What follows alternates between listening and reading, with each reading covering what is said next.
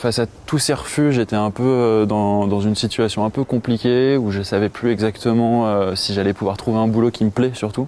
Donc c'est vrai que c'est compliqué quand on est tout seul, en période de Covid, confiné. On se retrouve un peu face à soi-même avec des grandes questions du type qu'est-ce que je vais devenir, qu'est-ce que je vais faire de ma vie. Alors moi, sur mon parcours scolaire, j'ai fait d'abord 3 ans de licence de sciences sociales à la Sorbonne, à Paris. Donc c'était très théorique. J'ai décidé de rentrer un peu dans le concret en partant en école de commerce à Nantes, à Audencia. Ça s'est pas mal passé. Et après donc les 3 ans d'école de commerce, j'ai décidé de chercher du boulot. Les premières difficultés pour m'insérer dans le marché de l'emploi ont été principalement liées à la crise, parce que les secteurs dans lesquels je cherchais étaient l'agriculture urbaine, mais aussi d'autres secteurs liés à l'environnement. J'ai été à des moments très découragé, notamment au mois de janvier. Ça a été une reprise un peu dure, donc j'ai commencé à me dire qu'il fallait que je trouve un boulot plus alimentaire. Et puis voilà, au final j'étais un peu tout seul face à ma recherche. Donc j'étais vraiment découragé à ce moment-là, et puis ensuite j'ai découvert l'APEC.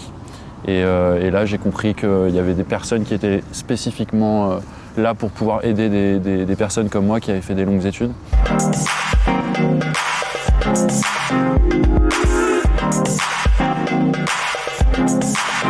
L'APEC, c'est l'Association pour l'emploi des cadres. C'est une structure qui conseille et qui accompagne des jeunes diplômés qui sont à la recherche de leur premier emploi, des futurs alternants, des futurs stagiaires et des cadres confirmés qui sont en poste.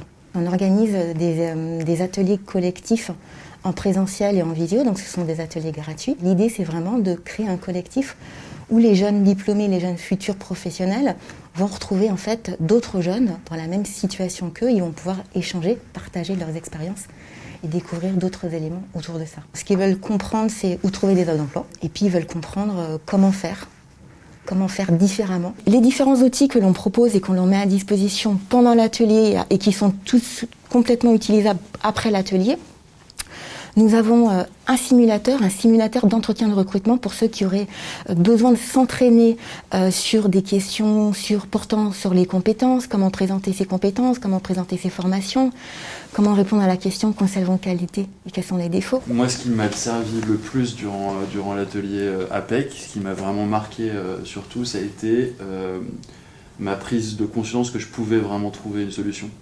En fait, je pensais qu'il n'y avait pas de solution, je pensais qu'on n'était pas accompagné. Donc en fait, ça a été d'avoir une épaule sur laquelle m'appuyer, de me dire ça, en fait, ça a tout changé dans ma démarche. Parce que je savais qu'il y avait un intervenant qui pouvait venir auprès de moi me conseiller si j'avais des difficultés dans les semaines ou mois qui allaient venir. Alors c'est vrai que lorsque ces jeunes diplômés viennent nous rencontrer lors des ateliers en présentiel ou en visio, il y a un suivi qui est systématiquement organisé pour chacun d'eux, et ce suivi a lieu quelques semaines après l'atelier. L'atelier où le suivi s'arrête, mais ils ne restent pas seuls. Comme je leur dis, je leur propose de rester en contact, et surtout, ils peuvent me contacter moi, mais surtout l'APEC est là, on est partout en France.